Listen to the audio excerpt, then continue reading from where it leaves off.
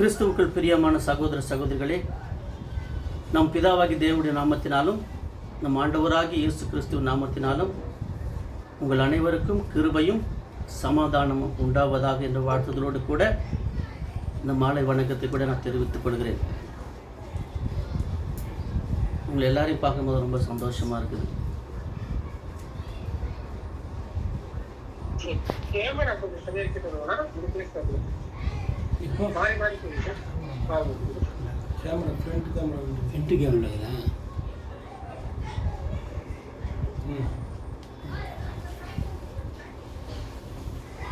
சரி, மீண்டும் உங்கள் மத்தியில் தேவனுடைய வார்த்தையை பகிர்ந்து கொள்ளும்படியாக தேவனுக்கும் அவருடைய குமாரனாகிய இயேசு கிறிஸ்துவுக்கும் என் உள்ளத்திலிருந்து நன்றியை கூட தெரிவித்துக் கொள்கிறேன். சரி, இன்றைக்கு பார்க்கக்கூடிய பாடத்தினுடைய வார்த்தையை நம்ம வாசிக்கலாம். ரோமர் 13ஆம் அதிகாரம் வசனங்கள் 11-14 முடிய. ரோமர் 13ஆம் அதிகாரம் வசனங்கள் 11-14 முடிய. நித்திரையை விட்டு எழுந்திருக்கத்தக்க வேலை ஆயிற்று என்று நாம் காலத்தை அறிந்தவர்களாய் இப்படி நடக்க வேண்டும். நாம் விசுவாசிகள் ஆனபோது ரட்சிப்பு சமீபமாய் இருந்ததை பார்க்கிறோம். இப்பொழுது அது நமக்கு அதிக சமீபமாய் இருக்கிறது. இரவு சென்று போயிற்று, பகல் சமீபமாயிற்று. ஆகையால் அந்தகாரத்தின் கிரியைகளை நாம் தள்ளிவிட்டு ஒளியின் ஆயுதங்களை தரித்துக் கொள்ள கடுவோம். களியாட்டும் வெறியும் வேசிதனமும் காம விகாரமும் வாக்குவாதமும் பொறாமையும் உள்ளவர்களாய் நடவாமல் பகலிலே நடக்கிறவர்களைப் போல சீராய் நடக்க கடுவோம். துர் இச்சைகளுக்கு இடமாக உடலை பேணாமல் இருந்து கர்த்தராகிய இயேசு கிறிஸ்துவை தரித்துக் கொள்ளுங்கள். இது எதை குறித்து சொல்லுகிறது பார்க்கும்போது கடைசி காலத்தை குறித்து தான் இங்கே அப்போஸ்தலனாகிய பவுல் இங்கே ஒரு எச்சரிப்பான ஒரு வார்த்தையை கொடுக்குறார். நித்திரையை விட்டு எழுந்திருக்கத்தக்க வேலையாயிற்று. நித்திரைன்றதை வந்துட்டு நம்ம ராத்திரியில் தூங்கணுமே, அந்த தூக்கத்தை பற்றி அவர் சொல்லலை இல்லைங்களா? அது தூக்கம் வேணும். அவர் எந்த தூக்கத்தை சொன்னாங்க? உலக காரியங்கள், பாவ காரியங்கள், உலக ஆசைகள், இதை விட்டு நீங்கள் என்ன பண்ணுங்க, விழித்துக் கொள்ளுங்க சொல்லிட்டு அவர் என்ன பண்ணுறாரு, இங்கே நமக்கு ஒரு எச்சரிப்பை கொடுக்குறாரு. ஏன்னா இன்றைக்கு உலகம் வந்துட்டு கிறிஸ்தவர்களும் சரி, கிறிஸ்து அல்லாதவர்களும் சரி, இன்னும் அந்த உலக காரியத்தில், பாவ காரியத்தில் அவங்க அப்படியே தான் வாழ்ந்துட்டு இருக்கிறாங்க. அதில் எந்த ஒரு மாற்றமும் கிடையாது. உலகத்தார் எப்படி உலக பொருள் மேலே, ஆஸ்தி மேலே, பொருள் பணம் மேலே ஆசை இருக்குதோ, அதே விஷயந்தான் இன்றைக்கு கிறிஸ்தவர்கள் மத்தியிலும் இன்றைக்கு நிலை கொண்டிருக்கிறது. இது பார்க்கப்படுகிறது. அப்படி நீங்கள் இல்லாதபடிக்கு நீங்கள் என்ன பண்ணுங்க, விழித்துக் கொள்ளுங்க சொல்லிட்டு அவர் இன்னைக்கு நம்மளுக்கு சொல்கிறார். அப்போ இன்றைக்கு நம்ம எல்லாரும் சத்தியத்தை நல்லா அறிஞ்சிருக்கிறோம். அந்த அறிந்த பிறகு நம்ம இன்னும் தூங்கிட்டு தான் இருக்கிறோமா, இல்லை விழிச்சுட்டு இருக்கிறோமா, இதை நம்ம பார்க்க போகிறோம். அப்போ நம்ம ஒரு கிறிஸ்தவர்களை எதையெல்லாம் நம்முடைய வாழ்க்கையில் தரித்து கொள்ளணும், எதையெல்லாம் விடணும் இல்லைங்களா, அதை குறித்து நம்ம பார்க்கலாம். அப்போ இன்றைக்கி எப்படி இருக்குது உலகம்? ரொம்ப சமீபமாக தான் இருக்குது. இயேசுடைய வருகை ரொம்ப கிட்ட வந்துட்டு இருக்குது. இப்போ போயிட்டு நம்ம என்ன பண்ணுறோம், அந்த உலகத்துக்காக நம்ம வாழறதுனால நம்முடைய ரட்சிப்பு என்ன ஆகிடும், இழந்து போயிடுவோம் இல்லைங்களா? அப்போ அவ்வளோ சீக்கிரமாக இருக்குது. ஏன்னா முன்ன 2000 வருஷத்துக்கு என்ன பச்சையில சொல்லுவாங்க, 2000 வருஷம் அப்படி இயேசு கம்மிங் சூன் சொல்லியிருந்தாங்க. எங்கே இயேசு வந்தார்? அதே தான் அதே பாட்டு, அதே கூத்து தான். இயேசு வரமே கிடையாது. நம்ம வேலையை நம்ம என்ன பண்ணிட்டு இருக்கலாம், நம்ம செய்யக்கூடிய வேலையை, உலக காரியங்கள் எல்லாமே விஷயத்தை நம்ம பாவ காரியம் செஞ்சுட்டு இருக்கலாம் சொல்லிட்டு என்ன பண்ண இன்னைக்கு எல்லாரும் அதில் தான் முதல் இடத்தை கொடுத்துக்கிட்டு போகிறாங்க.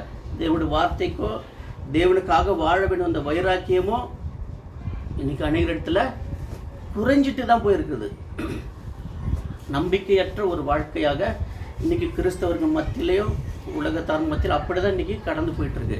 அப்போ இந்த நாட்கள் எவ்வளோ சீக்கிரமாக இருக்குன்னு பார்க்கும்போது 1 கொரிந்தியர் 7ஆம் அதிகாரம் 29 இருந்து 31 வரைக்கும் வாசிங்க. வெறும் 29 வாசிங்க. மேலும் சகோதரரே, நான் சொல்லுகிறது என்னவெனில், இனி வரும் காலம் குறுகினதானபடியால் மனைவிகள் உள்ளவர்கள் மனைவிகள் இல்லாதவர்கள் போலவும், அழுகிறவர்கள் அழுவாதவர்கள் போலவும், சந்தோஷப்படுகிறவர்கள் சந்தோஷப்படாதவர்கள் போலவும், கொல்லுவர்கள் கொல்லாதவர்கள் போலவும். அப்போ மேலும் சகோதரரே, யாருக்கு? நம்மளும் தான் சொல்றாரு. சகோதரரே, நான் சொல்லுகிறது என்னவெனில், இனி வரும் காலம் குறுகினபடியால். ரொம்ப குறுகிடுச்சு காலம் இல்லைங்களா? அவ்வளோ ஒரு சமீபம் இது இயேசுனுடைய வருகை. நீங்கள் என்ன பண்ணுங்க? தூங்கிட்டு இருக்காதீங்க, எழுந்துங்க. தூங்குனதெல்லாம் போதும் இல்லைங்களா? நீங்கள் சந்தோஷப்பட்டது, பாவத்தில் வாழ்ந்தது போதும். இப்போ நீங்கள் என்ன பண்ணுங்க? ரொம்ப சமீபமாக இருக்குது, விழிச்சுக்கிங்க சொல்கிறார். அவ்வளோ ஒரு ஷார்ட் இயேசுனுடைய வருகை இருக்குது. நம்ம பார்த்து சண்டே கூட பிரதர் கூட எடுத்தாங்களா, இயேசுனுடைய எப்படி வருகை எவ்வளோ அழகாக எடுத்தாங்க. அவங்க பார்த்தா எப்படி இருக்கு? அவ்வளோ ஒரு அப்படி வெளியில் வந்து நிற்கிற மாதிரி இருக்குது அப்படி வருகை. அப்போ நம்ம இல்லை வரும்போது நம்ம அப்போ மனம் திரும்பிக்கலான்னு சொல்கிற காரணங்கள் இல்லை. அவர் எப்போ வேணாலும் வருவார், திருடனை போல வருவார். அப்போ நம்ம என்ன பண்ணிடணும்? எப்பவுமே விழித்துட்டு தான் இருக்கணும். அப்போ இந்த பாவ காரியங்கள், நமக்குள்ளே இருக்கிற எல்லா விதமான பாவ செயல்கள், உலக ஆசைகள், இன்பங்கள், இது எல்லாவற்றையும் நம்ம என்ன பண்ணலாம்? இப்போ அதுக்காக நம்ம வாழ வேண்டிய அவசியமே கிடையாதுங்க. இப்போ கிறிஸ்துக்காக நம்ம ஒப்பு கொடுத்த அந்த வாழ்க்கைப்படி வாழறதுக்காக இப்பயாவது நம்ம என்ன பண்ணணும்? முயற்சி செய்யணும். அதை 31வது வசனம் கூட படிங்க. இவ்வுலகத்தை அனுபவிக்கிறவர்கள் அதை தகாத விதமாய் அனுபவியாதவர்கள் போலவும் இருக்க வேண்டும். இவ்வுலகத்தின் வேஷம் கடந்து போகிறது. இவ்வுலகத்தில் அனுபவிக்கிறவர்கள் அதை தகாத விதமாய் அனுபவியாதவர்களைப் போலவும் இருக்க வேண்டும். அப்ப இது என்ன பண்ண? இதை அனுபவிக்கிறதுக்கு என்ன பண்ண? ஒன்றும் பிரயோஜனமே கிடையாது. ஏன்னா அதெல்லாம் ஒரு நாளைக்கு கடந்து போயிடும் இல்லைங்களா? இன்னைக்கு இருக்கு, நாளைக்கு போயிடும். அப்போ அதுக்காக நம்ம எதுக்கு நம்ம பிரயாசப்பட்டு, அதுக்காக நம்ம தேவையில்லாத நம்ம நேரத்தை அதுக்காக வீணடிச்சு அதில் போயிட்டு விழுந்து பிறண்டு எதுக்கு இல்லைங்களா? அதுதான் ஆண்டவர் சொல்லிட்டாரு, நான் உங்களுக்கு என்ன வேணும், உங்களுக்கு உண்ண உணவு உடுத்த உடைய இருக்க இடத்தை நான் கொடுக்குறேன்னு சொல்லிட்டாரு. அப்படி சொன்னவர் நம்மளுக்கு கைவிட்டுருவாரா? இல்லை, அப்படி விட மாட்டார் இல்லைங்களா? ஸோ நம்ம அதுக்காக மட்டும் நம்ம கிறிஸ்துக்காக நம்ம பிரயாசப்படணும். நம்ம தேவனுடைய என்ன அவருடைய தேவையாக இருக்குது, அவர் என்ன நம்ம இடத்த பிரியப்படுறாரு, அதுக்காக நம்ம என்ன பண்ணோம்? இப்போ இருக்கிற அந்த கொஞ்ச காலத்திலேயாவது நம்ம என்ன பண்ணோம்? நம்மளை மாற்றிக்கொண்டு கிறிஸ்து பக்கமாக நம்முடைய என்ன காலங்கள் கடந்து போயிட்டு இருக்குது. அது ஒரு வேஷம் மாதிரி சீக்கிரமாக கடந்து போயிடுங்க. இப்போ பாருங்கள், இப்போ தான் 2025 தொடங்குச்சு. இது 3வது மாதம். இது மாதம் தொடங்குது தெரில, இன்றைக்கி தேதி 20 ஆயிடுச்சு. பாருங்கள் எவ்வளோ வேகமாக போயிட்டுருக்கு. அப்போ நம்ம நாளைக்கு திருந்தலாம், நாளைக்கு இது பண்ணிக்கலாம், நம்ம ஆண்டு நாளைக்கு போயிடலாம், இன்றைக்கி போனா பேசினாக்கா முடியாது. அவர் நாளைக்கு கூட வந்துடலாம். அப்படி வருகை சமீபமாக இருக்குது. அதான் நீங்கள் என்ன பண்ணா?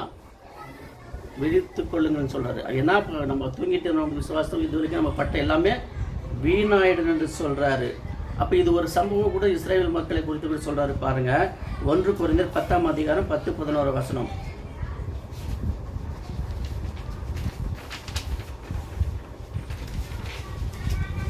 1 கொரிந்தியர் 10ஆம் அதிகாரம் 10-11 வசனம். அவர்களில் சிலர் முறுமுறுத்து சங்காரக்காரனாலே அழைக்கப்பட்டார்கள். அதுபோல நீங்களும் முறுமுறுக்காதிருங்கள். இவைகள் எல்லாம் திருஷ்டாந்தங்களாக அவர்களுக்கு சம்பவித்தது. உலகத்தின் முடிவு காலத்தில் உள்ள நமக்கு எச்சரிப்பு உண்டாகும்படி எழுதப்பட்டும் இருக்கிறது. ஆமா, அவங்க என்ன பண்ணாங்க? முறுமுறுத்தாங்க இல்லைங்களா?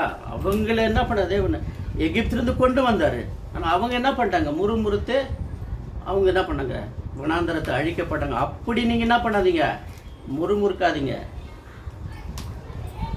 நம்மளுக்கு என்ன பண்ணுது? இது ஒரு எச்சரிக்கையாக இருக்குது.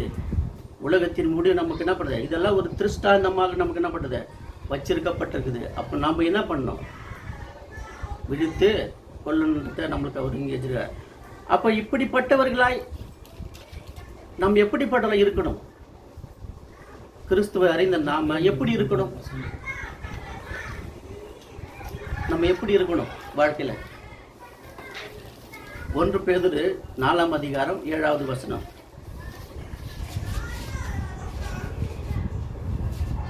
1 பேதுரு 4:7. எல்லாவற்றிற்கும் முடிவு சமீபமாயிற்று. ஆகையால் தெளிந்த புத்தி உள்ளவர்களாய் இருந்து ஜெபம் பண்ணுவதற்கு ஜாக்கிரதை உள்ளவர்களாய் இருங்கள். எல்லாவற்றுக்கும் முடிவு முடிவு சமீபமாய். உலகம் முடிய போகுது, முடிவு காலத்தை தான் நம்ம இருக்கிறோம். அப்போ நம்ம நீங்கள் என்ன பண்ணோம்? தெளிந்த புத்தி உள்ளவர்களாக இருந்து ஜெபம் பண்ணுங்க. நம்ம என்ன பண்ணோம்? ஜாக்கிரதை விளக்கணும். ஏன்னா உலகம் அப்படி இருக்குது. இந்த உலகத்தில் தான் நம்ம வாழ்ந்துட்டு இருக்கிறோம். உலகம் பாவத்தால் நிரம்பி இருக்கிறது. அப்போ நம்ம என்ன பண்ணோம்? ஜெபத்தினால நம்மளுக்கு என்ன பண்ண, இந்த பாவங்கள் நம்ம மேற்கொள்ளாதபடிக்கு நம்ம என்ன பண்ணோம்? ஜெபித்து நம்ம என்ன பண்ணோம்? தேவனுக்கு நம்ம ஒவ்வொரு நாளும் நெருக்கமாகணும். இப்போ இயேசு பாருங்க, அவர் கெஸ்தமேனே தோட்டத்தில் பாடுபடும் போது அவர் என்ன பண்ணுறார்? அங்கே ஜெபிக்கிறார். அவர் அப்போ சீடர்கள் இருந்தாங்க. அவர் ஜெபிச்சுட்டு வரும்போது என்ன பண்ணுறாரு? அவங்க தூங்கிட்டு இருக்கிறாங்க. என்ன சொல்றாரு? எனக்காக ஒரு மணி அந்த விடுத்து ஜெபிக்க முடியாதா கேட்குறாரு பாருங்களா. அப்படி இருக்கும்போது அப்போ நமக்கு நம்ம வாழ்க்கையில எல்லாம் இருக்கும். பாடுகள் இருக்கும், துன்பங்கள் இருக்கும், பாவ வாழ்க்கை எல்லாம் நம்மக்கிட்ட வரும்போது அப்போ நம்ம என்ன பண்ணோம்? அதுக்காக தேவனிடத்தில் போயிட்டு என்ன பண்ண, நம்ம ஜெபிக்கணும். என்னை இந்த பாத்திரத்திலிருந்து விட்டு என்ன பண்ணோம்?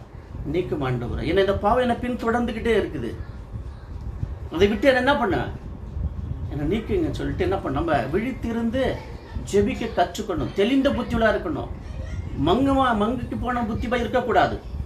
இப்போ போயிட்டு நம்ம வந்துட்டு உலகத்தை தேடி போனால் ஆகாது. தெளிந்து விழிக்கணும். உலகத்தில் என்ன நடக்குது, என்ன நடந்து கொண்டு இருக்குது, என்னென்ன ஆயிட்டு இருக்கு இப்போ பிரச்சனை, இதெல்லாம் நம்ம என்ன பண்ணோம்? கூர்ந்து கவனிக்கணும். இயேசு என்ன சொன்னார்? அத்திமரம் துளி விட்டு வசந்தங்கள் சமமாக சொல்லிடுறாங்க இல்லையா? இப்போ என்னென்ன ஆயிட்டு இருக்கு, அது எப்படி ஆயிட்டு இருக்கு, இதெல்லாம் நம்ம என்ன பண்ணோம்? ஆராய்ந்து தெரிந்து என்ன பண்ணிக்கணும்? நம்மளுடைய வாழ்க்கை என்ன பண்ணோம்? மாற்றிக்கொள்வதற்கு நம்ம முயற்சி செய்யணும். இப்போ போயிட்டு அந்த பாவ காரியங்கள், பாவ செயல், ஆசைங்க, உலக பணம் சம்பாதிக்கணும், பேரு புகழ், இதெல்லாம் நம்ம என்ன பண்ணோம்? ஒழுது. ஏன்னா இதுக்கெல்லாம் ஒரு முடிவு கட்டிட்டார். முடிவு ஆயிடுச்சு. அழிவுக்கு எல்லாமே வந்துச்சு. ஏன்னா பாவம் பெருகிடுச்சு. அதனால் நம்ம இப்போ போயிட்டு நம்மளோட வாழ்க்கைக்கு என்ன பண்ணலாம்? தேவைகளை நம்ம தேடிக்கிட்டு போகக்கூடிய அவசியமே கிடையாதுங்க. தேவைன்னாவோ நம்மளுக்கு தேவன் என்ன பண்ணுது? கண்டிப்பாக அவர் போஷிப்பார்ன்றதை நம்ம நல்லா உணர்ந்துக்கணும். அப்போ தேவையில்லாத காரியங்களுக்கு நம்ம என்ன பண்ணக்கூடாது? இடம் கொடுக்கக்கூடாது. 1 கொரிந்தியர் 15ஆம் அதிகாரம் 33-34 வசனம். 1 கொரிந்தியர் 15ஆம் அதிகாரம் 33-34. மோசம் போகாதிருங்கள். ஆகாத சம்பாஷணைகள் நல்லொழுக்கங்களை கெடுக்கும். நீங்கள் பாவம் செய்யாமல் நீதிக்கு ஏற்க வீழ்த்து கொண்டு தெளிந்தவர்களாய் இருங்கள். சிலர் தேவனை பற்றி அறிவில்லாது இருக்கிறார்களே, உங்களுக்கு வெட்கம் உண்டாக இதை சொல்லுகிறேன். ஆமா, மோசம் போகாதிருங்கள். ஆகாத சம்பாஷணை நல்லொழுக்கத்தை கெடுக்கும். ஒரு கிறிஸ்தவன் உலகத்தாரை கூட சேர்ந்துக்கின்னு அவங்களோட கூட நம்ம சம்பாஷணை வச்சுக்கொண்டாக்கா நம்மளுடைய ஒழுக்க, நம்முடைய கிறிஸ்துவ வாழ்க்கை என்ன பண்ணுங்க? சீர்கெட்டு போயிடும். சங்கீதம் 1ஆம் அதிகாரத்தை நம்ம வாசிக்கிறோமே, வாசிங்க. துன்மார்க்கர் இடத்தில் நீங்கள் இல்லாமலும் பாவிகள் இடத்துல உட்காராம சொல்றது இல்லையா? அந்த மாதிரி நம்ம ஒரு கிறிஸ்துவ அறிந்தவருக்கு உலகத்தாரு கூட சிநேகம் வைத்துக்கிட்டு நம்ம வாழும்போது நம்ம என்ன பண்ணோம்? நம்மளுடைய விசுவாசம் சீர்கெட்டு போயிடும்.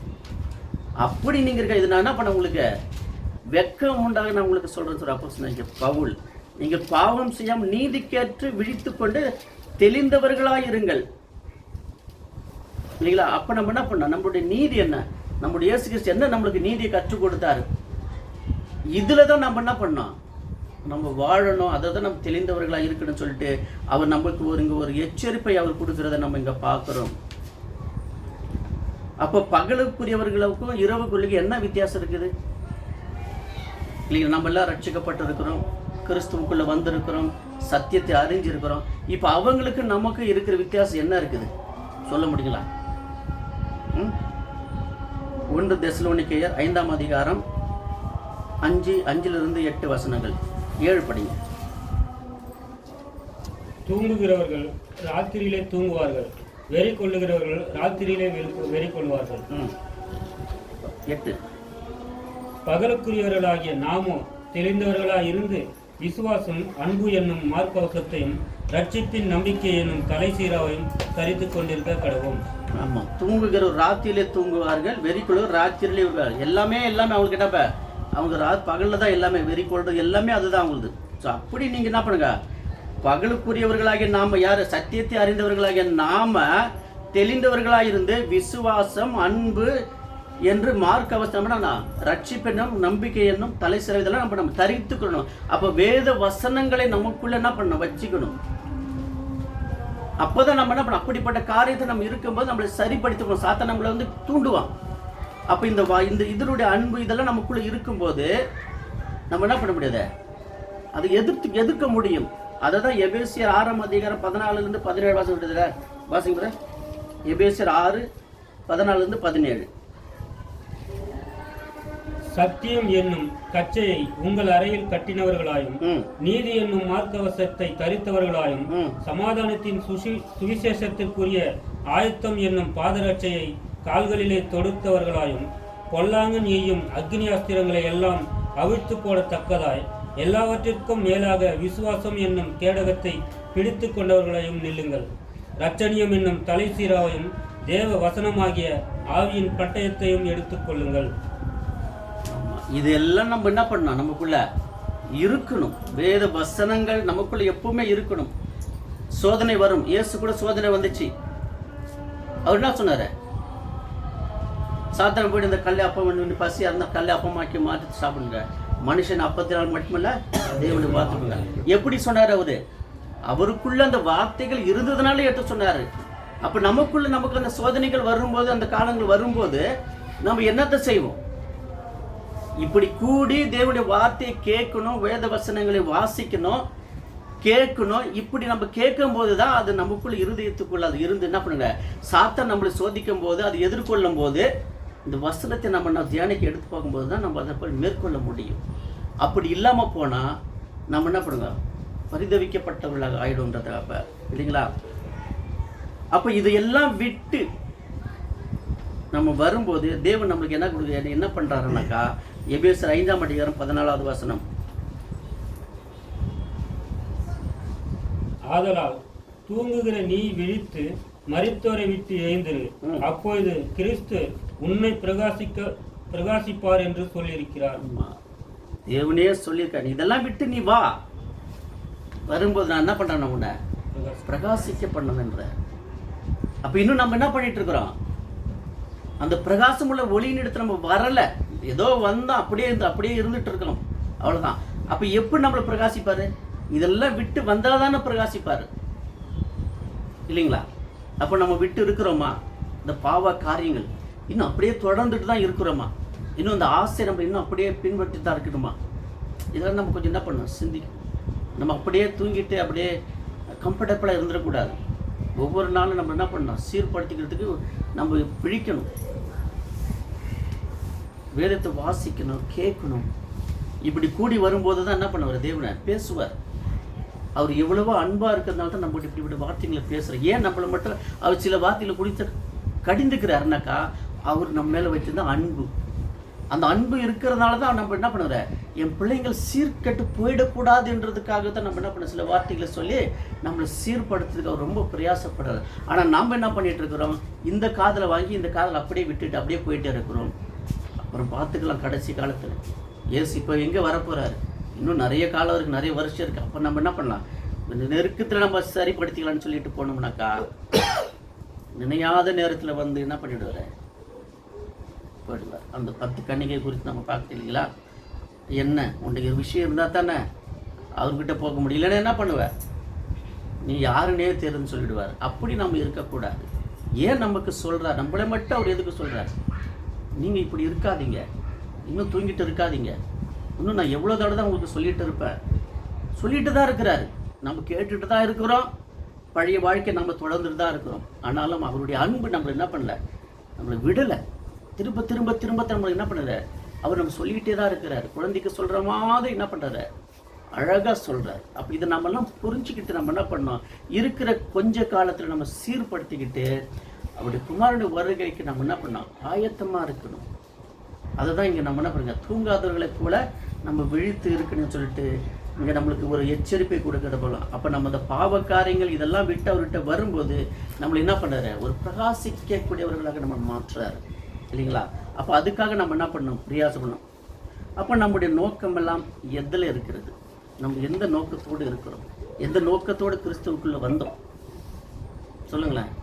எந்த நோக்கத்தோடு எதுக்காக வந்தோம், நம்ம எனக்கு நோய் இருந்துச்சு, நான் குணமாயிட்டேன், அதுக்காக நான் கிறிஸ்துக்குள்ளே வந்தேன். இல்லை நான் கஷ்டத்தில் இருந்தேன், எனக்கு உதவி செஞ்சு அதுக்காக கிறிஸ்து வந்த சொன்னோமோ வந்தோமா? இல்லை, நம்ம எதுக்காக வந்தோன்ற நோக்கம் நம்மளுக்கு தெரிஞ்சிருக்கணும். அந்த நோக்கம் தெரிஞ்சாதான் நம்மளுடைய வாழ்க்கையை நம்ம சீர்படுத்தி கொள்ள முடியும். ஏன்னா அவ்வளோ ஒரு பெரிதான ஒரு ரட்சிப்பு இல்லைங்களா? 2 பேதுரு 3ஆம் அதிகாரம் 13-14 வசனம்.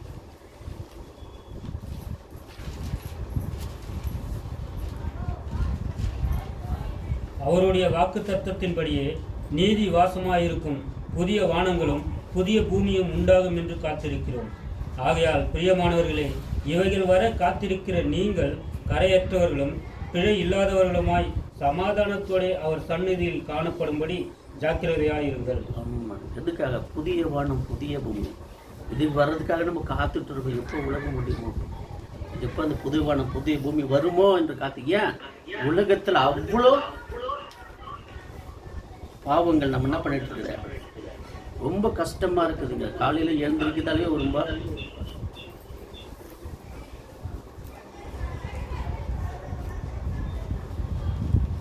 அவ்வளோ ஒரு நம்மளுக்கு என்ன பண்ணுறது கஷ்டமாக இருக்குது இல்லைங்களா? ஒரு பக்கம் வியாதி, நோவு, துன்பங்கள், மரணங்கள், இதெல்லாம் பார்க்கும்போது நம்மளுக்கு எப்படி இருக்குது? ரொம்ப ஒரு துக்கமாக இருக்கு இல்லையா? எப்பப்பா இயேசு வருவார், அதுக்காக நம்ம என்ன பண்ணிட்டுருக்குறோம்? காத்துட்டு வந்தால் போதும்பா, நிம்மதியாக இருக்கும்பா. அந்த ஒரு சூழ்நிலை தான் இன்றைக்கி அநேகர் இருக்கிறாங்க. அப்போ அந்த புதிய வானத்தும் புதிய பூமிக்கு நம்ம என்ன பண்ணிக்கிறோம்? காத்துட்டு இருக்கிறோம். அப்போ அந்த இதுக்காக நம்ம இருக்கணும்னாக்க நம்ம என்ன பண்ணோம்? கரைத்திரை இல்லாதவர்களாக இருக்கணும். நம்மக்கிட்ட ஒரு வெள்ளை துணியில் ஒரு சின்ன ஒரு டாட் இருந்தால் கூட அது க்ளீனாக நம்ம எடுத்து கொடுங்க. அப்படி இருக்கக்கூடாது. அது நீங்கள் என்ன பண்ணோம்? அந்த கரைத்திரை இல்லாதவர்களாக என்ன பண்ணுங்க? சமாதானத்திலே அவர் சந்நிதி நம்ம என்ன பண்ணோம்? காணப்பட வேண்டும். அதை தான் எதிர்பார்க்கிறார் நம்ம இடத்துல. அவர் நம்மகிட்ட ஒரு ஒன்றும் எதிர்பார்க்கல, பணமோ பொருளை எதிர்பார்க்கல. என் பிள்ளைங்க பரிசுத்தத்தோடு என் சமூகத்தில் வந்து நின்னாவே போதுன்றார். அப்போ நம்மக்கிட்ட அந்த சமாதானம் நம்மக்கிட்ட இருக்குதா? இல்லை இன்னும் அந்த விரோதத்தோடு தான் வாழ்ந்துட்டு இருக்கிறோமா? இல்லைங்களா? இன்னும் அந்த கரை நமக்குள்ள அந்த வெறுப்பு, அந்த மற்ற கொடுத்த வெறுப்பு, அந்த ஒரு எண்ணத்தோடு இருக்கிறோமா? இல்லைங்களா? அப்படி இருக்கக்கூடாது. சமாதானத்தோடு இருக்கணும். ஏன்னா இயேசு கிறிஸ்து என்ன பண்ணார்? எல்லா இடத்துல சமாதானம் தான் இருந்தார். ஏன்னா அவர் அடித்து கொன்னவங்களே கூட என்ன பண்ணார்? அவர் மன்னிச்சார். அப்படி நம்முடைய ஆண்டவராக இயேசு கிறிஸ்து. ஸோ அப்படி இருக்கும்போது அவருடைய தேவனுடைய பிள்ளைகளாக, அவருடைய சகோதரராக, நம்ம இயேசுக்கு சகோதரராக ஆக போகிறோம். நம்மக்கிட்ட அப்படி ஒரு கரையோடு நம்ம வாழ்ந்தோம்னாக்கா நம்முடைய ராஜ்யத்துக்கு நம்ம என்ன பண்ணுற தகுதியற்றவர்களாக இருக்கும் இல்லைங்களா? அப்படி நம்ம இருக்கக்கூடாதுன்னு சொல்லிட்டு அங்கே நமக்கு ஒரு எச்சரிப்பை அங்கே கொடுக்குறதா பார்க்குறோம். அப்போ ஜாக்கிரதையாக இருக்க நம்ம என்ன செய்யணும்? நம்மளை சரிப்படுத்தி நம்ம எப்படி விழித்துக்கு என்ன பண்ணணும் நம்ம இல்லைங்களா?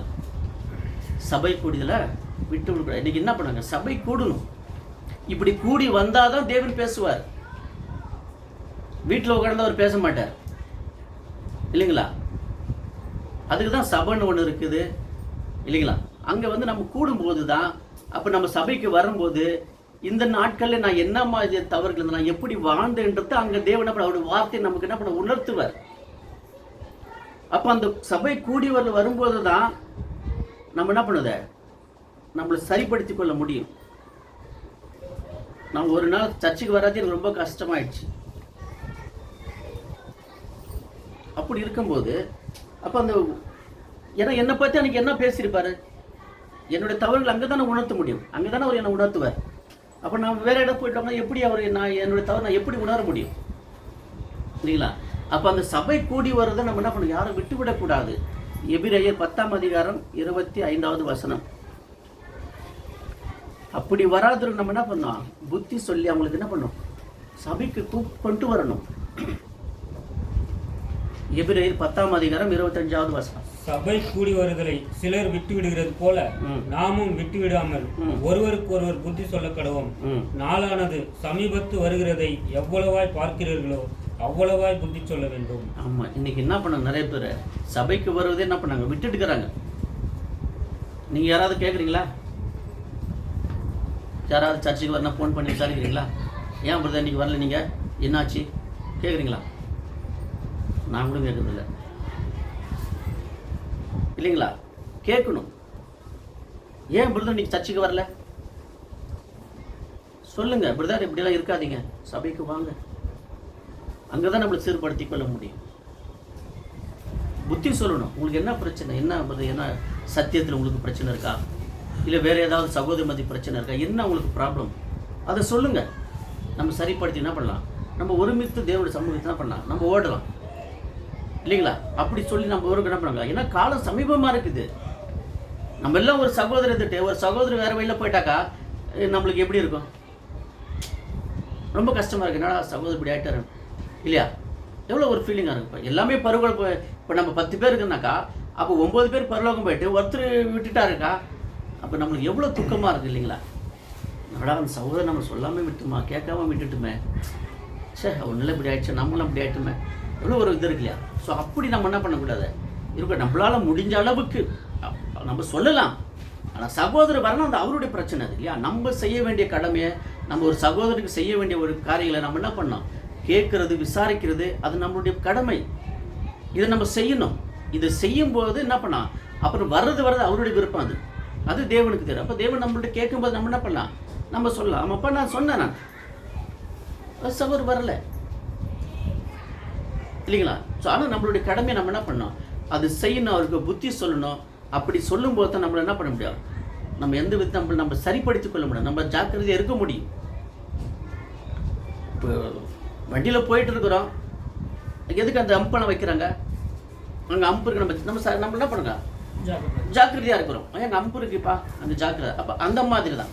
அப்போ நம்மளுடைய வாழ்க்கையில் ஏதோ குறைபாடுகள், ஏதோ பிரச்சனை, ஏதோ பாவக்காய் நம்ம கூட வருது, நாங்கள் போகும்போது நம்ம என்ன பண்ணாங்க, சீர்படுத்திக்கிறோம். அப்போ நம்ம என்ன பண்ணலாம், ஆமாப்பா இந்த காரியம் நான் செஞ்சுட்டு இருக்கேன், அப்போ நம்ம என்ன பண்ணாங்க, நம்ம ஜாக்கிரதையாக இருக்க முடியும்.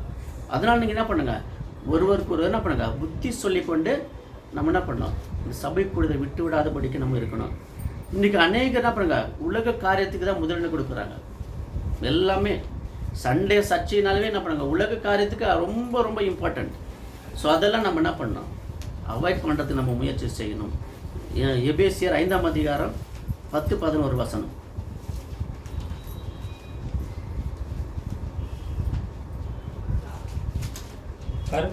கர்த்தருக்குள் பிரியமானது இன்னதென்று நீங்கள் சோதித்து பாருங்கள். கனியற்ற அந்தகார கிரியைகளுக்கு உடன்படாமல் அவைகளை கடிந்து கொள்ளுங்கள். ஆமாங்க, கர்த்தருக்கு என்ன பிரியமா இருக்கும் அது நம்ம என்ன பண்ணா சோதித்து அறியணும்.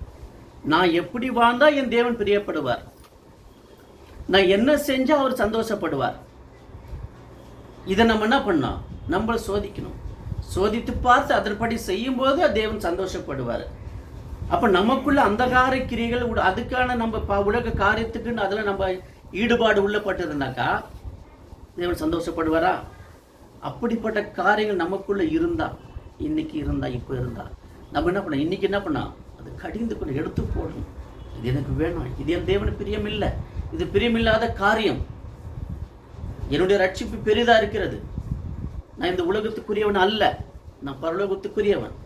அதுக்கான காரியத்தை தான் நம்முடைய வாழ்க்கையில் நம்ம செயல்படுத்த வேண்டும், அதன்படி தான் நம்ம நடக்க வேண்டும். அப்போ அந்தகார காரியங்கள் நமக்குள்ளே இருந்தால் அவைகள் என்ன பண்ணலாம், இன்றைக்கே கட்டாப் பண்ணிடணும் இல்லைங்களா? உடனே முடியாது, கொஞ்சம் கொஞ்சமாக என்ன பண்ணலாம், அதை முயற்சி செஞ்சு அது பிரயாசப்படணும். அப்போ தான் அதுலேருந்து நம்ம என்ன பண்ண முடியும், எடுத்து போட முடியும். தங்க பார்க்குறோம்.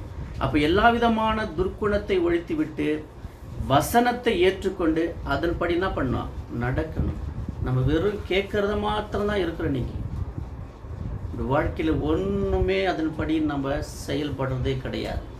ஒரு விஷயம் கூட இன்க்ளூட் என்ன கூட சேர்த்து தான் நம்ம பேசுகிறோம், கேட்குறோம், படிக்கிறோம். ஆனால் ஒரு விஷயத்தில் கூட அந்த வார்த்தையின்படி நம்ம இதுவரையிலும் நடக்கிறதுக்கு முயற்சி செய்கிறதும் கிடையாது, நடக்கிறதும் கிடையாது. கேட்ட வண்ணமாகவே நம்ம என்ன பண்ணியிருக்கிறோம், இன்றைக்கி அப்படியே கடந்து போயிட்டு இருக்கிறோம். ஸோ அப்படி இருக்கக்கூடாது என்று சொல்லிட்டு தான் இன்றைக்கி என்ன பண்ணுறாரு, நமக்கு தேவன் இன்னைக்கு சொல்கிறார், ஏன் விழித்திருங்கள், இதோட வருகை சமீபமாக இருக்கிறது. இப்போ நம்மளுக்கு சொல்கிறார், உலகத்தாருக்கு சொல்லலை, நமக்கு சொல்கிறார். அப்போ நாம் இன்றைக்கி என்ன பண்ணோம், விழித்திருக்கணும். நம்ம என்ன பண்ணோம், பாவக்காரை விட்டுணும். யாக்கோபு 1ஆம் அதிகாரம் 21-22 வசனம். ஆகையால் நீங்கள் எல்லாவித அழுக்கையும் கொடிய துர்க்குணத்தையும் ஒழித்துவிட்டு உங்கள் உள்ளத்தில் நாட்டப்பட்டதாயும் உங்கள் ஆத்துமாக்களை ரட்சிக்க வல்லமை உள்ளதாயும் இருக்கிற வசனத்தை சாந்தமாக ஏற்றுக்கொள்ளுங்கள். அல்லாமலும் நீங்கள் உங்களை வஞ்சியாதபடிக்கு திருவசனத்தை கேட்கிறவர்களாய் மாத்திரமல்ல, அதன்படி செய்கிறவர்களாயும் இருங்கள். ஆமாம், அவருடைய ரத்தத்தினால எங்கோ இருந்த நம்மளை நம்ம மீது அன்பு வச்சு தன் ஜீவனையே கொடுத்து நம்முடைய ஆத்மாவை அவர் ரட்சித்திருக்கிறாரு. அவருடைய வார்த்தையை நமக்கு கொடுத்துருக்கிறாரு. நமக்கு ஒரு திட்டத்தை அவர் சொல்லியிருக்கிறார். இதெல்லாம் நமக்கு அறிஞ்சு கூட நம்ம என்ன பண்ணிக்கிறோம்? அழுக்கான காரியங்கள் நமக்குள்ள இன்னும் வச்சுக்கிட்டு தான் இருக்கிறோம். அதன்படி நடந்துட்டு தான் இருக்கும். இதெல்லாம் நம்ம இன்னும் விட்டு ஒழிச்சிடணும். அப்போ அந்த கேட்ட வார்த்தையின்படி நம்ம வாழ்க்கையில் என்ன பண்ணோம்? செயல்படுத்தணும். இயேசு கிறிஸ்து என்ன பண்ணாரு? பிதாவுக்கிட்ட கேட்ட எல்லா விஷயத்தையும் அவர் இந்த பூமியில் இருந்தாங்க. மனுஷனாக தான் இருந்தாருங்க. சாதாரண நம்மை போல தான் இருந்தார். அவர் ஒன்றும் பெருசாக இல்லை, கடவுளாகவே இல்லை, இல்லைங்களா? நம்மளை போல சதை, நம்மளை போல ரத்தம், நம்மளை போல எலும்பு, நம்மளை போல பேச, நம்மளை போல பசிச்சு, நம்மளை போல பார்த்தார், நம்மளை போல சிந்திச்சார். நம்ம போல சிந்திக்கிறார். நம்ம கெட்டது தான் சிந்திப்போம். அவர் ஆவிக்குரிய சிந்தையோடு இருந்தார், இல்லைங்களா? ஆனால் நாம் அசுத்தமான சிந்தையோடு தான் இருந்தாலும் அப்படி அவருடைய சிந்தையே வேறு. ஸோ அப்படி அவர் மனுஷனாக இருந்து இந்த உலகத்தை பிதாவுடைய சித்தத்தை என்ன பண்ணார்? அப்படியே நிறைவேற்றினார். அவர் பிதா என்ன சித்தம் கொண்டாரோ அப்படியே நடந்தார். அவருடைய வாழ்க்கையில் எந்த ஒரு டாட் கூட பார்க்க முடியாதுங்க. அவருடைய மைண்டை யாரும் மாற்ற முடியாது. அப்படி அவருடைய வாழ்க்கை இருந்துச்சு. அப்படி தான் நம்ம கூட என்ன பண்ணோம்? அவர் வாழணும். இந்த வார்த்தையை கேட்குறபடி நம்ம என்ன பண்ண நடக்கணும். இதுக்கு முன்னாடி நம்ம நடக்கிறோம். இதுக்கு பிற்பாடு என்ன பண்ணலாம்? இருக்கிற கொஞ்ச காலத்தில் நம்ம நடக்க முயற்சி செய்யலாம். கண்டிப்பாக தேவன் நமக்கு அதனால் ஒரு ஆவியை கொடுத்து நம்ம என்ன பண்ணுவார்? கண்டிப்பாக நடத்துவார். அதே போல் யாக்கோப்பு 4:8 வசனம், தேவனிடத்தில் சேருங்கள், அப்பொழுது அவர் உங்களிடத்தில் சேருவார். பாவிகளே, உங்கள் கைகளை சுத்திகரியுங்கள், இருமனம் உள்ளவர்களே, உங்கள் இருதயங்களை பரிசுத்தமாக்குங்கள். தேவனிடத்தில் சேருங்கள், அப்பொழுது அவர் உங்களிடத்தில் சேருவார். எப்படி சேர முடியும்? அவருடைய வார்த்தையின்படி நடக்கும்போது தான் அவருடைய நம்ம சேர முடியும்.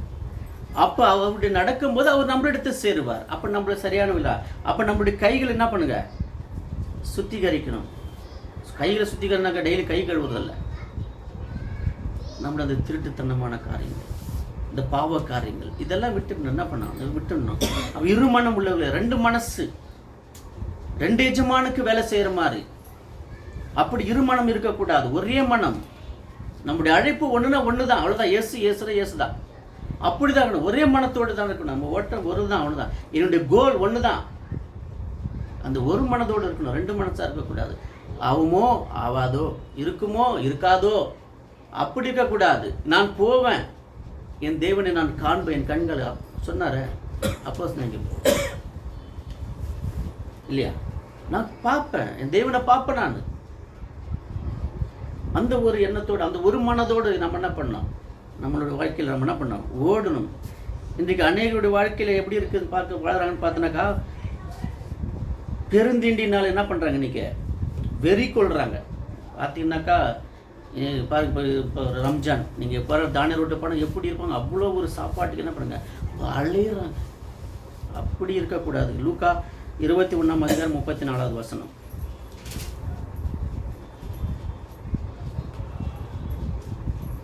லூக்கா 21:34. உங்கள் இருதயங்கள் பெருந்திண்டியினாலும் வெறியினாலும் லௌகீக கவலைகளினாலும் பாரமடையாதபடிக்கும் நீங்கள் நினையாத நேரத்தில் அந்த நாள் உங்கள் மேல் வராதபடிக்கும் எச்சரிக்கையாக இருங்கள். எந்த நாள்? மரண நாள். நீங்கள் பெருந்திண்டி இதெல்லாம் சாப்பிட்டு இதுக்கு நீங்கள் முக்கியத்துவம் கொடுத்து சாப்பிட்னாக்க என்ன பண்ணுங்க? ஹார்ட் அட்டாக் வந்துவிடும், செத்தே போடும். அந்த நாள் எப்போ வேணாலும் வந்துடும். பெருந்திண்டிக்கு என்ன பண்ணிங்க? அந்த மாதிரி சாப்பாட்டு விஷயத்தில் நம்ம என்ன பண்ணக்கூடாது? நம்ம தேவன் கொடுக்குறாரு, என்னமோ அதோட தான். அளவுக்கு அதிகமாக நம்ம என்ன பண்ண சாப்பிட்டு இருக்கிறத சாப்பிட்டு என்ன பண்ணுங்க? கர்த்தருக்கு நன்றி சொல்லிட்டு நம்ம என்ன பண்ணுவோம்? அதுக்காக போயிட்டு இன்றைக்கி இந்த விஷயத்துக்காக நம்ம என்ன பண்ணோம்? ஓடி ஓடி உழைச்சிட்டு இருக்கிறோம். சபைக்கு வராமல் சபை கூட விட்டுறது, சகோதர ஐக்கியத்தில் இருக்கிறது கிடையாது. விட்டு என்ன பண்ணுவாங்க, இதுக்காக ஓடிடுறாங்க. என்ன பிரயோஜனம்? நல்லா சாப்பிட்றது, உக்காந்துக்கிறது. எனக்கு BP, sugar, cholesterol, heart attack. ஏய்யா, தேவனிடத்தில் சேருங்க. அவர் உங்களிடத்தில் சேருவார், உங்களை நடத்துவார், உங்களை தேவைகளை சந்திப்பார், உங்களுக்கு வேண்டியது எல்லாவற்றையும் கொடுப்பாரு. நம்மளுடைய நோக்கம் என்ன? அந்த நோக்கத்துக்காக வாழுங்க, அது போதும். அதை விட்டுட்டு எதுக்கோ தேடி இருக்கிற இந்த கொஞ்ச காலத்தில் நம்முடைய ரட்சிப்பை இழந்து எல்லாத்தையும் இழந்து பரிதவிக்கப்பட்டவர்களாக எதுக்கு நம்ம மாறணும்? இல்லைங்களா? போதும், வாழ்ந்தது போதும். இதுக்கு மேலே என்ன பண்ணக்கூடாது? நம்ம இந்த போதும் என்கிற மனதோடு கூடிய தேவபக்தி மிகுந்தாதான். அந்த ஆதாயத்தை நம்ம என்ன பண்ணோம்? நாம் சொல்லணும். இப்போ போய்ட்டு எதையும் இதுக்கு மேலே நம்ம எதையுமே தேட வேண்டிய அவசியமே கிடையாது. இது கன்ஃபார்ம். இயேசு கிறிஸ்து வருகை அவ்வளோ ஒரு சமீபமாக இருக்குது. இப்போ நம்ம எதையும் தேட வேண்டிய அவசியமே கிடையாது. எனக்கு போதும்ப்பா, எனக்கு உணவு கொடுக்குறேன்னு சொல்லியிருக்கிறார், உடை கொடுக்குறேன்னு சொல்லி இருக்க இடம் கூட, இதெல்லாம் எனக்கு போதும். இதுக்கு மேலே நான் இன்னும் பணம் சம்பாதிக்கணும், இன்னும் நான் வீடு கட்டணும், இன்னும் நான் இடம் வாங்கணும், இன்னும் வித்தியாசமான எல்லா விதமான யோசனைகளை வச்சுருந்தாக்கா இதெல்லாம் வீண். இதெல்லாம் யார் செய்வாங்கனாக்கா மாம்சீகமான சிந்தை உள்ளவர்கள் மட்டும்தான் இப்படிப்பட்ட ஒரு காரியங்களை செஞ்சுட்டு வருவாங்க. நம்மளாம் மாம்சீகமான சிந்தை உள்ளவர்களாம், ஆவிக்குரிய சிந்தை உள்ளவர். நம்ம ஆவிக்குரிய காரியங்கள் மட்டும்தான் யோசிக்கணும். அப்படி செஞ்சு நம்ம வாழும்போது தான் நம்ம இந்த உலகத்தை நம்ம மேற்கொள்ள முடியும், சாத்தானை மேற்கொள்ள முடியும். இல்லைங்களா? அப்படி நம்ம என்ன பண்ணக்கூடாது? தெரிஞ்சுட்டு நம்ம இது பண்ணக்கூடாது. கொலோசியர் 3:5 கூட வாசிங்க.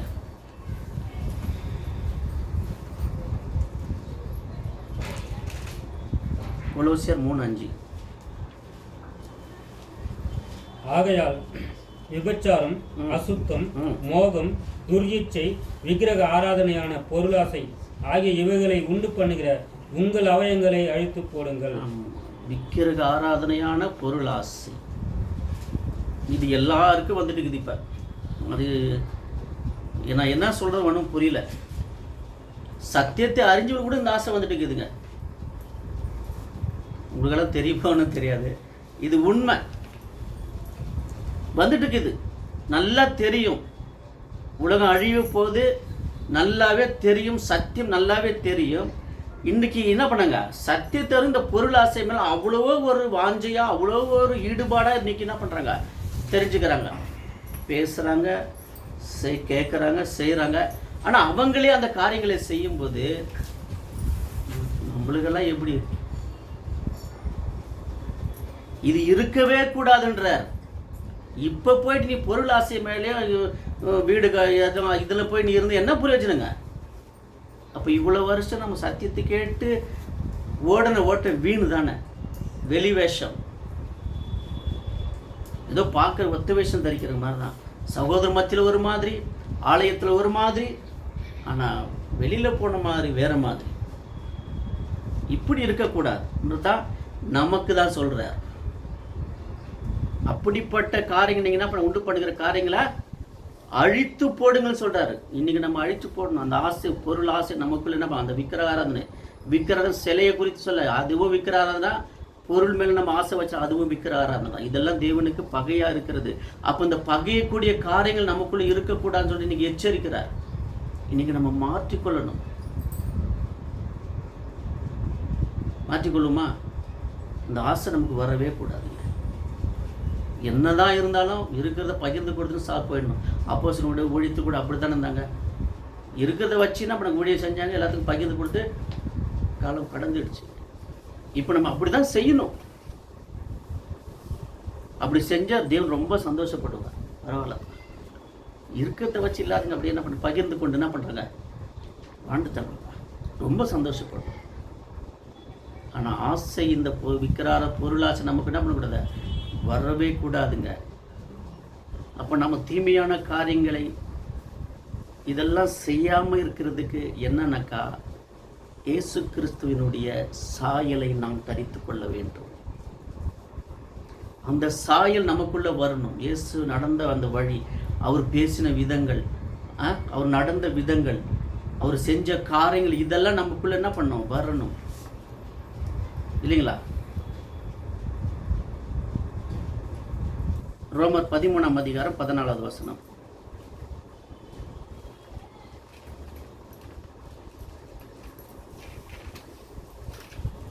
துர் இச்சைகளுக்கு இடமாக உடலை பேணாமல் இருந்து கர்த்தராகிய இயேசு கிறிஸ்துவை தரித்துக் கொள்ளுங்கள். ஆமாம், துர் இச்சைக்கு இடமாக உங்களுடைய சரீரங்களை நீங்கள் அதுக்கு கொடுக்காமல் கர்த்தராகிய இயேசு கிறிஸ்துவை தரித்து கொள்ளுங்கள். தரித்து கொள்ளுங்கள் எப்படி? ட்ரெஸ். இப்போ பாருங்கள், இப்போ நம்ம ஒரு ட்ரெஸ்ஸு போட்டோம்னாக்கா பார்க்குறவங்க சொல்லிவிடுவாங்க, அவர் எங்கேயும் வெளியே போகிறார், அவளுக்கு நல்லா நீட்டான ட்ரெஸ் இல்லைங்களா? அது வேறு மாதிரி ஒரு அழுக்கு ட்ரெஸ் போட்டாக்கா வரைக்கும் வேலைக்கு போகிறாரு. உங்கள் ட்ரெஸ்ஸை பார்த்தே நம்மளை என்ன பண்ணிடுவான் இன்றைக்கி சொல்கிறவங்க இருக்கிறாங்க.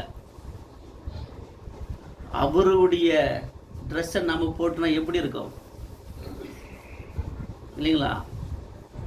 அதை போடணுங்க, அந்த ட்ரெஸ்ஸு போட்டு பார்க்கணும் எப்படி இருக்குன்ட்டு இல்லையா?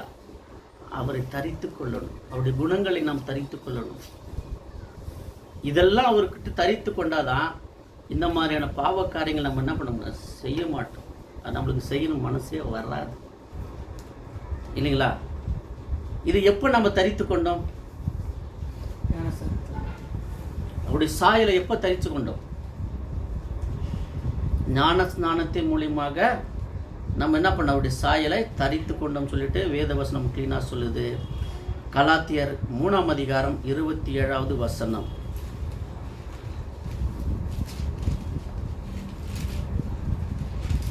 கலாத்தியர் 3ஆம் அதிகாரம் 27வது வசனம். ஏனெனில் உங்களில் கிறிஸ்துவுக்குள்ளாக ஞானஸ்நானம் பெற்றவர்கள் எத்தனை பேரோ அத்தனை பேரும் கிறிஸ்துவை தரித்து கொண்டீர்களே. நம்மெல்லாம் ஞானஸ்நானம் பெற்றோமா? நம்மெல்லாம் ஞானஸ்நானம் பெற்றிருக்கிறோம். அவருடைய சாயலை தரித்து கொண்டு இருக்கிறோம். ஞானஸ்நானம் பெற்ற அப்படியே இருந்துட்டு இருக்கிறோமா, இல்லை அந்த சாயலை தரித்து கொண்டு இல்லை மேலே மேலே நம்ம என்ன பண்ணிக்கிறோம் அதை பயன்படுத்தி இருக்கிறோமா? இன்றைக்கி அநேகர் அந்த எடுத்ததோடவே அப்படியே நிறுத்திட்டு இருக்குது. அந்த சாயலை என்ன பண்ணிக்கிறாங்க தங்களுடைய வாழ்க்கையில் காட்டலை. அப்படி தான் இருக்கிறோம். நம்ம கூட நம்ம தான், வேறு யாரும் சொல்ல வேண்டியது, நம்மளே அதுக்கு என்ன பண்ண சாட்சி. நம்ம அன்றைக்கி ஞானஸ்தானத்தோடு தான் அப்படியே இருக்கோம், நின்றுட்டு இருக்கிறோம். இன்னும் என்ன பண்ணல, அந்த சாயலை, கிறிஸ்துடைய சாயல் நம்முடைய வாழ்க்கையில் நம்ம இன்னும் காட்டாமல் இருக்கிறோம் இல்லைங்களா? அப்போ ஒருவன் கிறிஸ்துக்குள்ளே நிலைத்திருக்கேன் என்று சொல்லும்போது, நான் கிறிஸ்துக்குள்ளே நிலைச்சிருக்கிற அப்படின்னு சொல்கிறவங்க எப்படி? நம்மளை அப்படி தான் சொல்லிட்டு இருக்கிறோம், நான் கிறிஸ்தவர்கள், நான் கிறிஸ்துக்குள்ளே நிலைத்திருக்கிறேன்.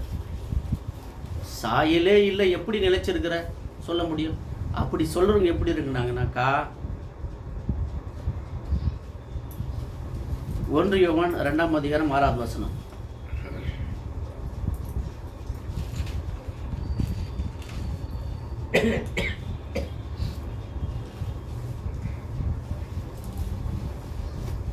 யோவான் 2:6. அவருக்குள் நிலைத்திருக்கிறேன் என்று சொல்லுகிறவன் அவர் நடந்தபடியே தானும் நடக்க வேண்டும்.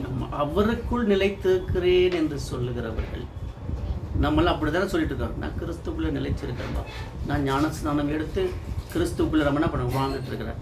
எங்கே வாழ்ந்துட்டு இருக்கிறோம்? இன்னும் தூங்கிட்டு தானே இருக்கிறோம் இல்லையா?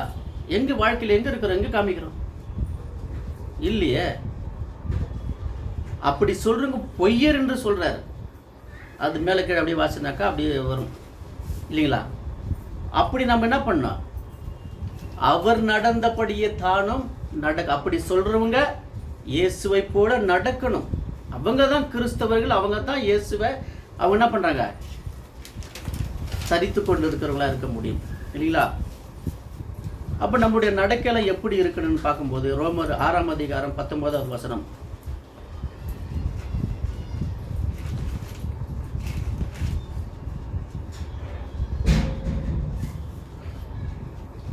உங்கள் மாம்சம் பலவீனத்தின் நிமித்தம் மனுஷர் பேசுகிற பிரகாரமாக பேசுகிறேன். அக்கிரமத்தை நடப்பிக்கும்படி முன்னே நீங்கள் உங்கள் அவயங்களை அசுத்தத்திற்கு அக்கிரமத்திற்கும் அடிமைகளாக ஒப்பு கொடுத்தது போல இப்பொழுது பரிசுத்தமானதை நடப்பிக்கும்படி உங்கள் அவயவங்களை நீதிக்கு அடிமைகளாக ஒப்பு கொடுங்கள். ஆமாம், உங்கள் மாம்சம் பலவீன நிமித்தம் மனுஷர் பேசுகிற விதமாய் பேசுகிறேன். இப்போ என்ன பேசுகிறாருனாக்கா அவரு, நீங்கள் சொல்லுவாங்க, நான் பலவீனமான மனுஷன், நான் பாவம் செஞ்சுட்டேன், இவ்வளோ ஈஸியாக சொல்லிடுறோம். தேவனே நான் ரொம்ப பலவீனமாக இருக்கேன், நான் பாவம் பண்ணிட்டப்பா. அப்படிதான் இப்போ பேசுகிறார். நீ இப்படியெல்லாம் சொல்லினுங்கிற நீ, நான் பலவீனமான மனுஷன், நான் பாவம் செஞ்சுட்டேன், நீ அப்படி சொல்லாத. முன்ன நீ அப்படி இருந்துட்டப்பா. நீ ஞானஸ்நானம் எடுத்து தானே என்னுடைய சாயலை தரிச்சு தானே இருக்கிற. அப்போ நீ இதுக்கு என்ன பண்ணுங்க, ஒப்புக்கொடு. முன்னாடி நீ அப்படி இருந்துட்ட, வாழ்ந்துட்ட, பாவத்துக்கு அநீதிக்கு நீ வாழ்ந்துட்ட. இப்போ நீ என்ன பண்ணா, பரிசுத்தமானதை நடப்பிக்கிறதுக்கு உங்களை அவங்க என்ன பண்ணுங்க, நீதிக்கு என்ன பண்ணுங்க, அடிமைகளாக ஒப்பு கொடுக்கணுங்க. இப்போ நீ பரிசுத்தத்துக்கு வந்திருக்கணும்ல, இப்போ வாழணும் இல்லையா? அப்போ எங்க நம்ம வாழ்ந்துட்டு இருக்கிறோம்? இன்னும் அநீதி நம்மகிட்ட இருக்குது, துன்மார்க்கமான காரியம் இருக்கு, அநியாயம் இருக்குது. அப்ப நம்ம ஒப்பு கொடுத்தபடி நம்ம வாழ்க்கையில இன்னும் நடக்கல. வெறும் பேசுற வழக்க மட்டும் தான் இருக்கிறோம், செயல ஒண்ணுமே கிடையாது. முன்னாடி அப்படி இருந்துட்டோம். ஆனா இப்ப என்ன பண்றாரு அவரு, செய்யாதீங்கன்னு சொல்லிட்டு நம்ம என்ன பண்றாரு, ஒப்பு கொடுங்க. இன்னைக்கு நம்ம ஒப்பு கொடுக்கலாம், கண்டிப்பா தேவன் என்ன பண்றாரு, நம்மளுக்கு செய்வார். அதே மாதிரி கலாத்தியர் 5:14 கூட வாசிங்க.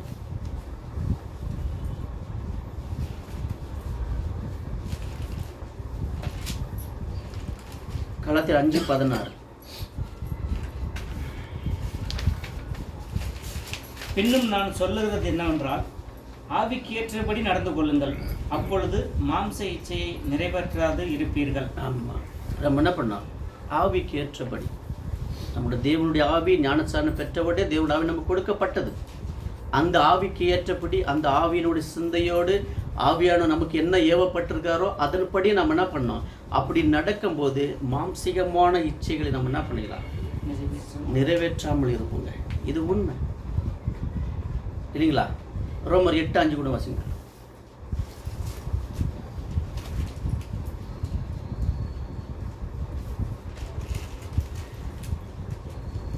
அன்றியும் மாம்சத்தின்படி நடக்கிறவர்கள் மாம்சத்திற்குரியவர்களை சிந்திக்கிறார்கள், ஆவியின்படி நடக்கிறவர்கள் ஆவிக்குரியவர்களை சிந்திக்கிறார்கள். நம்முடைய சிந்தனை எப்படி இருக்குது? மாம்சிகமான சிந்தையா இல்லை ஆவிக்குரிய சிந்தையா இருக்குதா? நம்ம எப்படி சிந்திக்கிறோம்? இன்னும் வாழணும், இன்னும் நிறைய சம்பாதிக்கணும், இன்னும் உலகத்துக்காக நம்ம இன்னும் நிறைய இன்னும் சேர்க்கணும், நம்ம பேரும் புகழுமான இருக்கணும், இப்படிப்பட்ட சிந்தை தான் இன்னும் நம்மளுக்கு ஓடிட்டு இருக்குது. நான் தேவனுக்காக இன்னும் நான் என்னென்னலாம் செய்யணுன்ற சிந்தனை நம்மளுக்கு நம்ம வரல இல்லைங்களா? அப்படி இருக்கிறவங்க என்ன பண்ணுங்க, மாம்சிக்குரியவர்களாக இருக்கிறாங்க. அப்ப நம்முடைய சிந்தையை ஆவிக்குரிய சிந்தையா இருக்கணும். அப்பதான் நம்ம ஆவிக்குரியவர்களாக நம்ம நடத்தப்படுவோம். அப்ப நம்முடைய பழைய மனுஷனை எப்ப நம்ம விட்டோம்,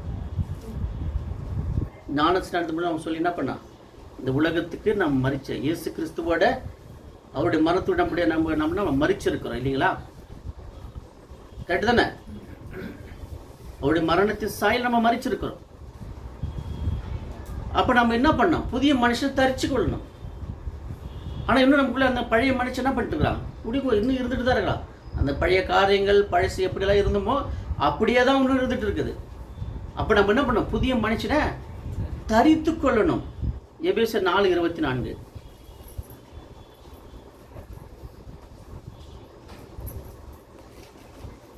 எபேசியர் 4:24. மெய்யான நீதியிலும் பரிசுத்தத்திலும் தேவனுடைய சாயலாக சிருஷ்டிக்கப்பட்ட புதிய மனுஷனை தரித்துக் கொள்ளுங்கள்.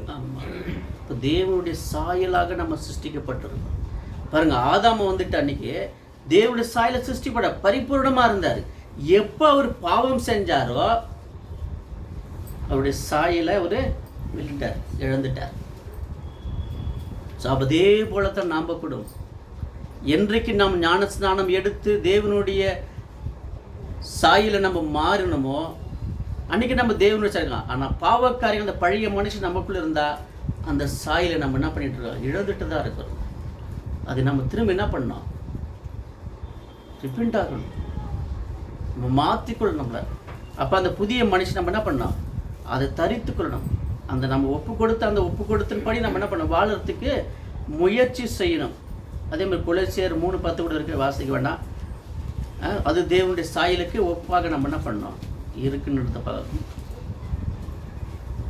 அப்போ கிறிஸ்துவை தரித்திருப்பவர்களை எப்படி இருக்கிறாங்கன்னு பார்க்கும்போது கலாத்தியர் 5:24 படிங்க. கலாத்தியர் 5:24. கிறிஸ்துவனுடையவர்கள் தங்கள் மாம்சத்தையும் அதன் ஆசை இச்சைகளையும் சிலுவையில் அறைந்திருக்கிறார்கள். நம்ம அறைஞ்சிருக்கிறோமா?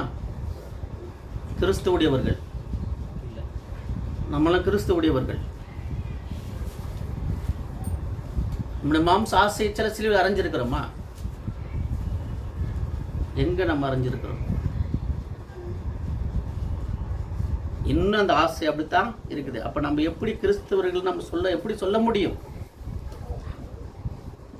இல்லைங்களா? இதை நம்ம என்ன பண்ணோம்? நல்லா உணர்ந்துக்கணும். அது 1 பேதுரு 2:11.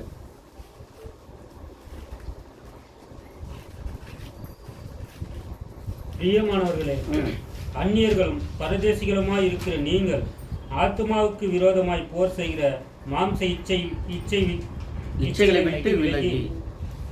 ஆமா, பிரியமானவர்களே, என் மகனே, என் மகளே, என் தங்கச்சி, அக்கா, அண்ணா, இல்லையா? தேவன் சொல்றாரு என் மகனே மகளேன்றாரு. இயேசு உங்களை பார்த்துட்டு சொல்றாரு அண்ணா, தங்கி, தங்கச்சி சொல்றாரு. நீங்களாம் என்ன பண்ணுங்க? என்ன சொல்றாரு? உங்க ஆத்மாவுக்கு விரோதமாக போர் செய்கிற மாம்சிகமான இச்சைகளை என்ன பண்ணுங்க? விட்டு விலகுங்கன்றாருங்க. இவ்வளோ அழகாக சொல்கிறார் அவர். தேவன் நம்மளை பார்த்து என் மகனே மகளே இதெல்லாம் வேணாம்ப்பா உங்களுக்கு, இதை விட்டுடுங்கன்றாரு. இயேசு எவ்வளோ அழகாக சொல்கிறார். உங்களுக்காக நான் மரிச்சேனே, எனக்காக நீ என்ன செஞ்ச? எவ்வளோ அழகாக சொல்கிறாரு பாருங்கள. என்ன செஞ்ச இயேசுக்காக? நான் என்ன செஞ்சுருக்கேன்? நம்ம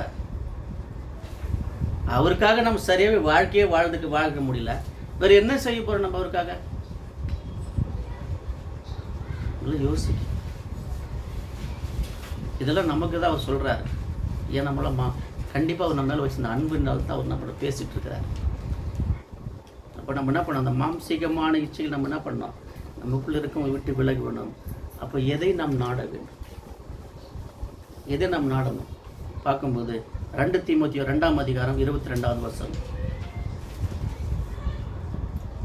அன்றியும் பால்யத்துக்குரிய இச்சைகளுக்கு நீ விலகியோடி சுத்த இருதயத்தோட கர்த்தரை தொழுது கொள்ளுகிறவர்களுடனே நீதியையும் விசுவாசத்தையும் அன்பையும் சமாதானத்தையும் அடையும்படி நாடு. எதை நாடுனாக்கா? நீதி. இயேசு கிறிஸ்துவனுடைய நீதி எப்படி இருந்துச்சு?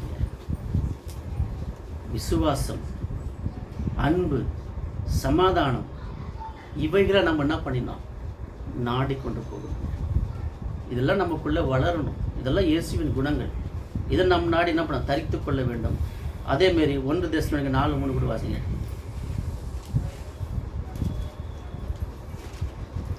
நீங்கள் பரிசுத்தமுள்ளவர்களால் வாழ வேண்டும் என்பதே தேவனுடைய சித்தமாக இருக்கிறது. அந்தபடி நீங்கள் வேசி மார்க்கத்துக்கு விலகி இருந்து. அப்போ தேவனுடைய சித்தம் என்னவா இருக்குது? நம்ம எல்லாம் பரிசுத்தமாக இருக்க வேண்டும் என்றே அவருடைய சித்தமாக இருக்குது, இல்லைங்களா? அப்போ நம்ம என்ன பண்ணோம்? அந்த வேசி மார்க்கத்துக்கு, இந்த வேசியான கல்லன் பசாசனுடைய அந்த மார்க்கத்தை விட்டு நம்ம என்ன பண்ணணும்? விலகி இருக்க வேண்டும் என்று அவர் நமக்கு சொல்கிறாருங்க. அப்போ ஒருவன் கிறிஸ்துவுக்குள் இருந்தால் அவன் புது சிருஷ்டியாக இருக்கிறான்.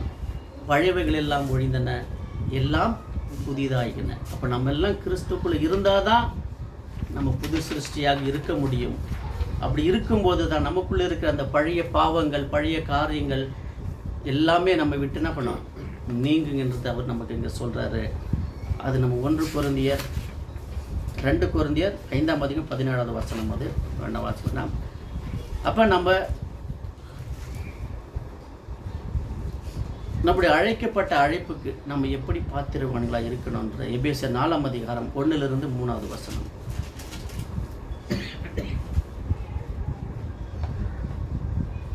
ஆதலால் கர்த்தர் நிமித்தம் கட்டுண்டவனாகிய நான் உங்களுக்கு சொல்லுகிற புத்தி என்னவெனில், நீங்கள் அழைக்கப்பட்ட அழைப்புக்கு பாத்திரவான்களாய் நடந்து மிகுந்த மனத்தாழ்மையும் சாந்தமும் நீடிய பொறுமையும் உடையவர்களாய் அன்பினால் ஒருவரை ஒருவர் தாங்கி சமாதான கட்டினால் ஆவியின் ஒருமையை காத்து கொள்வதற்கு ஜாக்கிரதையாக இருங்கள். இப்படி நம்ம என்ன பண்ணணும்? நம்ம வாழணும். இப்படிப்பட்ட குணங்களை நாம் தரித்து கொள்ளணும். அப்படி தரித்து கொள்ளும்போது தான் நமக்குள்ளே இருக்கிற அந்த பழைய மனுஷனுடைய காரியங்கள் நம்ம என்ன பண்ணலாம், எதிர்கொள்ள முடியும்னு சொல்லிட்டு தேவன் நம்ம குறித்து என்ன பண்ணுறார், ஒரு எச்சரிப்பை நமக்கு இன்றைக்கி கொடுத்துருக்கிறாரு. அதை நம்ம என்ன பண்ண, நம்ம ஒப்பு கொடுத்து என்ன பண்ணால், தேவ சமூகத்தில் நம்ம ஒப்பு கொடுத்து விழித்திருந்து நம்ம என்ன பண்ணலாம், இந்த பாவ காரியங்களுக்காக நம்ம ஜெபிச்சு நம்ம எதிர்கொள்வோம். தேவன் கண்டிப்பாக நிச்சயமாக நம்ம உதவி செய்வார். அதனால் தேவன் கொடுத்த இந்த நல்ல ஒரு எச்சரிப்பான வார்த்தைக்காக தேவனுக்கு நன்றி செலுத்துகிறேன். கேட்ட உங்களுக்காகவும் நான் நன்றி செலுத்துகிறேன். நன்றி.